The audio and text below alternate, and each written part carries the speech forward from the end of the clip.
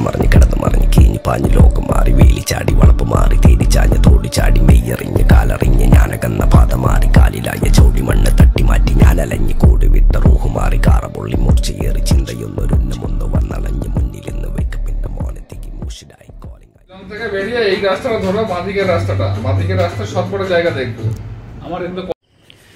Good morning সাগর দিঘি। কালকে কিভাবে কখন কোথা থেকে আসলাম তো অবশ্যই তোমরা প্রথম থেকে দেখতে পাবো, বাট একটা নতুন ব্লগে নতুনভাবে তোমাদের সাথে আবার আমি এসে গেলাম। তো অ্যাকচুয়ালি আমাদের প্ল্যান হচ্ছে নর্থ ইস্টে মেঘালয়টা আজকে না, মানে আমাদের প্ল্যানিংয়ে আছে। তো সেখানেই যাওয়ার কথা। তো পুজোর ছুটিতে আমরা তো বেরিয়ে গেলাম নর্থ ইস্টের জন্য। তো আজকে মহাসপ্তমী, তো সবাইকে সপ্তমীর শুভেচ্ছা আর ভালোবাসা। বাট এই ব্লগটা এখান থেকে শুরু হয়নি, শুরু হয়েছে ষষ্ঠী থেকে। তো ষষ্ঠী থেকে কিভাবে সাগরদিঘিতে আসলাম, মানে মুর্শিদাবাদের সাগরদিঘিতে আসলাম, তো অবশ্যই তোমরা দেখতে থাকো। তার আগে আমাদের গাড়ি রেডি হয়ে গেছে, পিছনে দেখতেই পাচ্ছ সব কিছু রেডি।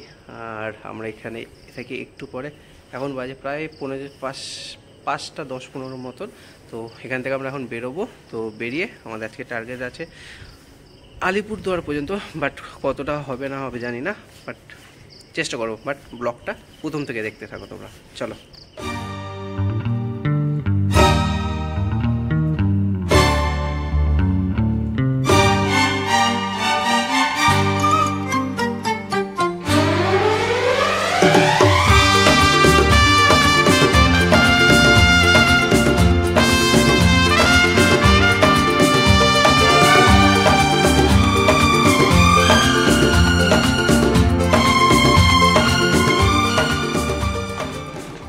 সবার ড্রিম থাকে যখন বাইকে করে লাদাখ, স্পিতি, সিকিম যাওয়ার, কিন্তু এই টাইমেই আমাদের মতন কিছু খ্যাপাটে ছেলের একটু ড্রিমটা চেঞ্জ করে একটু অন্য দিকে যাওয়ার প্ল্যান হলো। প্ল্যানের নাম মেঘালয় নর্থ ইস্টের মধ্যে বলছে আমাদের first and long ride tour. আমাদের রাইডও শুরু হলো ঠিক এইরকমভাবে, যেটি এতদিন ধরে আমরা ভেবে এসেছিলাম যে একটা রাইড করব, যেই রাইডটা অনেক লং ডিস্টেন্সের হবে, সেই ডিস্টেন্স কভার করব আমরা আমাদের বাইকে করে। তো সব কিছু নিয়ে একটা এক্সাইটিং ফিলিংসটা লেভেলের ছিল আমাদের। তোমরা দেখছো আমার সাথে একটা নতুন একটা ব্লগে, যেটা কিনা আজ থেকে স্টার্ট হয়ে গেল। আফটারনুন বললাম এই কারণেই, একটা দুপুরের টাইম, ফার্স্ট আর সেকেন্ড হচ্ছে আজকে হচ্ছে মহাষষ্ঠী। তো সকলকে মহাষষ্ঠীর শুভেচ্ছা থাকলো আমার থেকে। তো আজকে আমরা অ্যাকচুয়ালি বেরিয়ে পড়েছিলাম একটা মনসুন তো রাইড তো বলা যাবে না, এটা হচ্ছে পুজো রাইডের জন্যই বেরিয়ে পড়লাম আজকে ডেস্টিনেশন বেশি দূর না, তো সেক্ষেত্রে একটু দুপুর করেই বেরোনো হলো। তো এখান থেকে এখন আমরা যাব হচ্ছে মুর্শিদাবাদ, আছে ফার্স্ট হল্ট। আর কিছু বলার নেই, এখনও পর্যন্ত রাস্তা খুবই ভালো তো আপাতত ছিল। এখান থেকে দেখি কত দূর পর্যন্ত ভালো থাকে। আজকে ডেস্টিনেশন যেটা বলেছিলাম যে সাগরদিঘি, মুর্শিদাবাদ, ওখানে স্টে আছে। আবার কাল সকালে আমরা ওখান থেকে বেরিয়ে যাব একটা অন্য স্টেট। তার আগে একটু আস্তে আস্তে যুদ্ধ করে নিই, উড়িয়ে ধুলো। কথা বলবো না, যে যদি এই রাস্তাকে তেমন কিছু তো দেখানোর কিছু নেই। অ্যাকচুয়ালি রাইড কাল থেকে স্টার্ট হবে, আমরা জাস্ট ডে কমানোর জন্য যাতে আমাদের সুবিধা হয়, তো সেই জন্যই জাস্ট আমরা আজকে বাইরে থেকে বেরিয়ে গেছি, মুর্শিদাবাদের স্টে নেবো। তো কালকে থেকে তাহলে একটু চাপটা কমে যাবে। অন্যদিন না হলে 600-700 কিলোমিটার রান করতে হতো। কালকে যেহেতু মুর্শিদাবাদের স্টে নিয়েছি, একটু প্রেশার করে আমাদের ওপরে আজকে যে বেরিয়ে গেছি বাড়ি থেকে। তো সেক্ষেত্রে মুর্শিদাবাদের স্টে নেওয়ার ফলে আমাদের ওই যে ডিস্টেন্সটা 600-700 কিলোমিটার ছিল, ওটা কমে গিয়ে প্রায় নেনে করে 150 থেকে 200 কিলোমিটার তো কমে গেছে। তো একদিনে এতটা স্ট্রেস না নেওয়ার থেকে আই থিঙ্ক হাফ করে নিয়েছি, হাফ তো না, মানে কিছুটা কমিয়ে দিয়েছি। আই থিঙ্ক আমাদের জন্য ওটাই বেটার এখনও পর্যন্ত। এদিকে এখন আবার রাস্তার কাজ চলছে। চলো যতটা পারবো, যদি আবার কিছু ইন্টারেস্টিং যদি কিছু পার্ট থাকে তো সেক্ষেত্রে অবশ্যই দেখাবো। তো এই একটা কারণে এখানকার রাস্তা এতটা খারাপ। এখান থেকে ফ্লাইওভার হচ্ছে, ফ্লাইওভারটা হয়ে গেলে রাস্তা আই হোপস সব কিছু ঠিক হয়ে যাবে।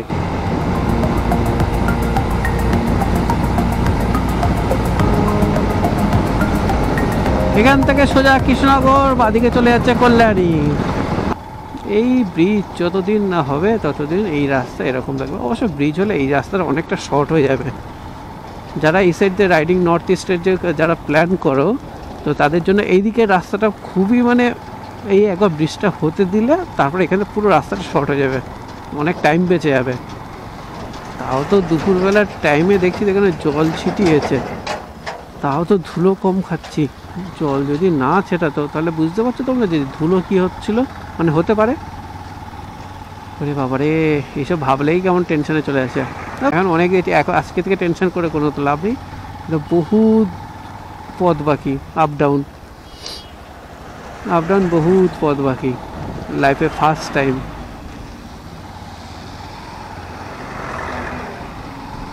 এতটা পথ ক্লিয়ার করবো লাইফে ফার্স্ট টাইম ভাই। নিজের মধ্যে যতটা কনফিডেন্স আছে বলবো তার থেকে বলবো ওই তো জল দিতে দিতে যাচ্ছে আবার গাড়ি। মানে কাল পর্যন্ত যতটা এক্সাইটেড ছিলাম এই রাস্তা থেকে, এক্সাইটেড মানে কি বলবো, কোথাও মিশে গেছে রাস্তা থেকে এক্সাইটেড। আবার একটু ভালো রাস্তা শুরু হলো। কতক্ষণ থাকবে? ম্যাক্সিমাম 1.5 থেকে 2 কিলোমিটার হয়তো থাকবে, তারপরে আবার সেই সেম কে সেম টোল বুথ, সামনে টোল বুথ। এটা কোন টোল বুথটা দেখতে হবে কে জানি না, এই রাস্তায় ফার্স্ট টাইম রাইডে আছি, তো সেক্ষেত্রে দেখে দেখে যতটা ইনফরমেশন দিতে পারবো ততটাই, এর থেকে বেশি আমি কিচ্ছু জানি না, নাথিং। এই টোল আছে বলে রাস্তাটা এখান থেকে এইটুকুনি ভালো করেছে, না হলে এই রাস্তাটাও ঘোরাঘুরি করে দিত।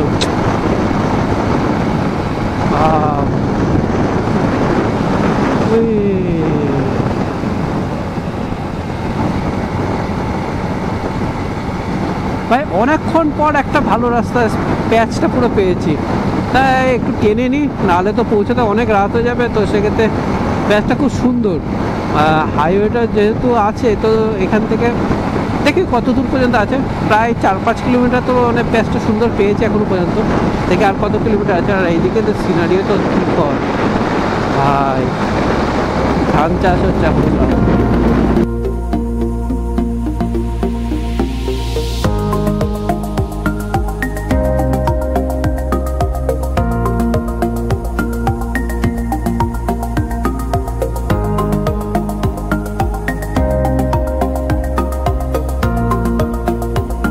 যে রাস্তাতে আসছিলাম সেই রাস্তাটা তো মানে সে সাংঘাতিক ব্যাপার, সাংঘাতিক বলতে সাংঘাতিকটা কম হবে। তো সেক্ষেত্রে আমরা রানাঘাট থেকে একটু এগিয়ে একটা ক্রসিং পড়বে, ক্রসিং থেকে ডান দিকে নিয়ে নিলাম। তো এই রাস্তাটা নো ডাউট ওর থেকে মাচ বেটার, সিঙ্গেল ওয়ে রাস্তা আছে তাতে কি হয়েছে, বাট মাচ বেটার। ও বাবা, ওই একটা রাস্তা পার করে এসছি, মানে লেভেল লেভেল লেভেল। ও বাবা রে, জল দিচ্ছে একদিকে, গাড়ি যাচ্ছে একদিকে, আর একদিকে আবার আমরা যাচ্ছি। উফ।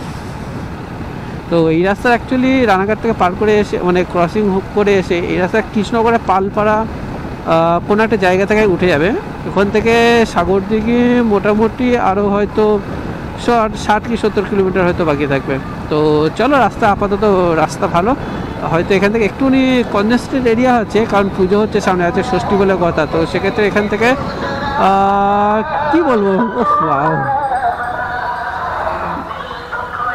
মাইকও চলছে এদিকে, মানে ফিলিংসটা আলাদা, ফিলিংসটা আলাদা। একটু ঠান্ডা ঠান্ডা ওয়েদারও হয়ে গেছে এখন, কারণ সন্ধ্যা নামার পথে। তো যতটা পারি এই রাস্তাগুলো আমরা ক্লিয়ার করে নিতে চাইছিলাম, তো সেক্ষেত্রে আলো থাকতে থাকতে যতটা পারি টেনে দেওয়া যায়।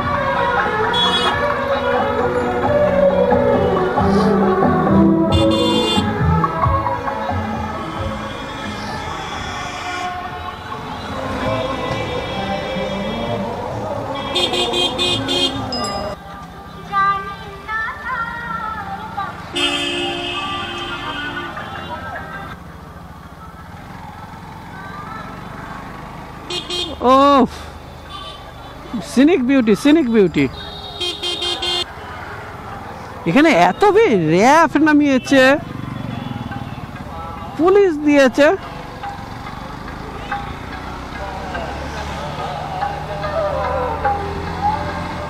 ওয়াও, লাইটিং তো সেই again super by super.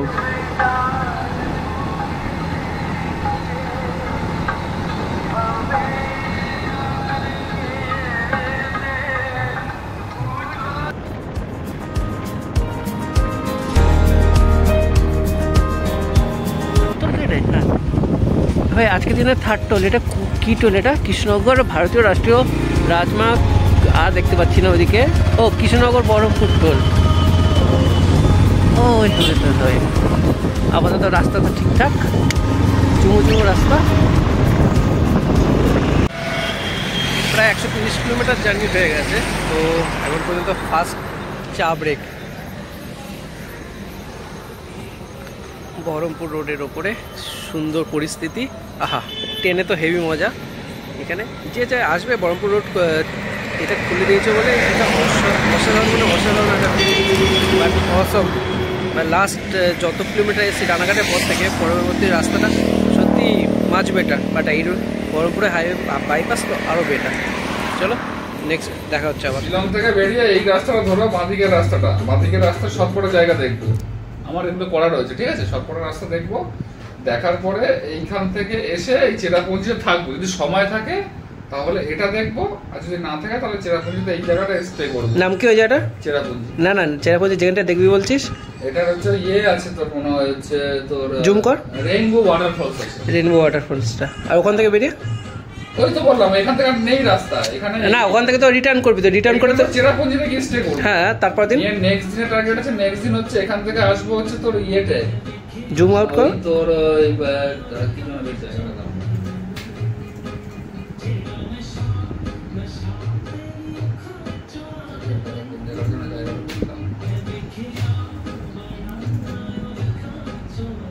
Next day আসবো হচ্ছে কোন সেভেন সিস্টার ওয়াটারফল।